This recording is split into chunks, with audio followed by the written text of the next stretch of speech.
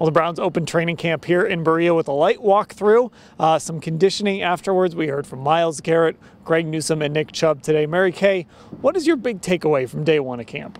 You know, of course, it has to be about the quarterbacks on day one of training camp. And my big takeaway is the fact that this football team is trying to proceed as though the expectations are the same for this season, regardless of how long Deshaun Watson is going to be suspended. They don't know anything yet. I think it'll stretch into next week, maybe the first or second day of August. They should probably know something by about then.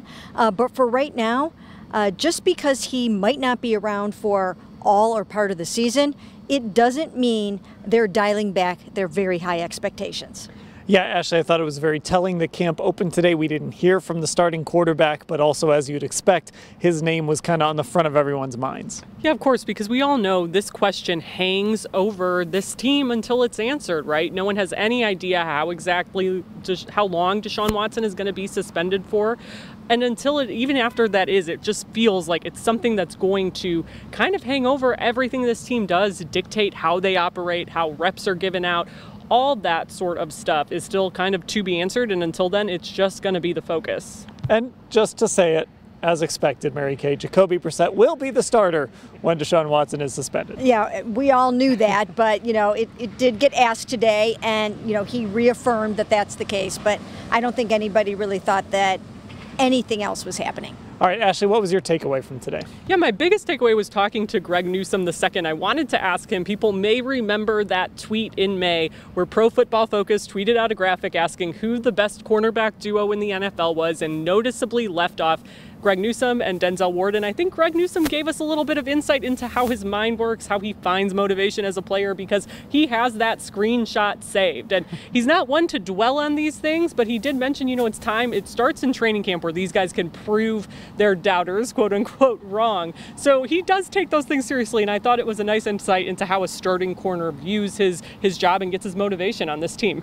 Yeah, Mary Kay, Greg Newsome apparently does take notes. Yes, he absolutely does. And I think that's great because he needs to take that next big step up in his second season. So if this motivates him, good for him.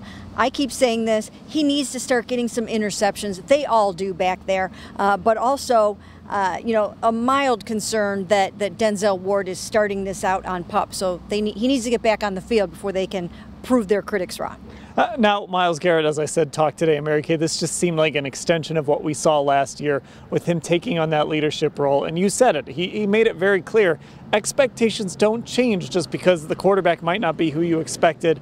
If you hold a team to no points, you're going to win the game. Yeah, I mean, he really drove that point home. He believes this can be a very dominant defense. We saw it last year in the second half of the season especially, and they just started holding teams to 16 points or fewer, so he can say that with some conviction. And I really do think that he believes that the defense can carry this team until Deshaun Watson gets back. And really, Ashley, you could make the case that part of the reason why Baker Mayfield is not here and Deshaun Watson is because of some of those performances late in the season when the defense really was good enough to win those games. Yeah, you think about the Baltimore game where they intercept Lamar Jackson 4 times, and I think Myles Garrett right after that game said you don't get many chances against a guy like that, like they did that night.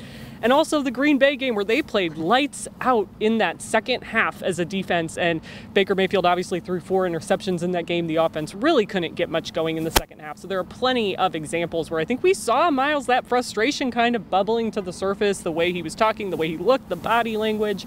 So it's understandable, I think, that he's found his voice in that regard. And again, at the end of last season, all fingers were kind of pointing in Baker Mayfield's direction, it felt like, and that's why he's not here anymore.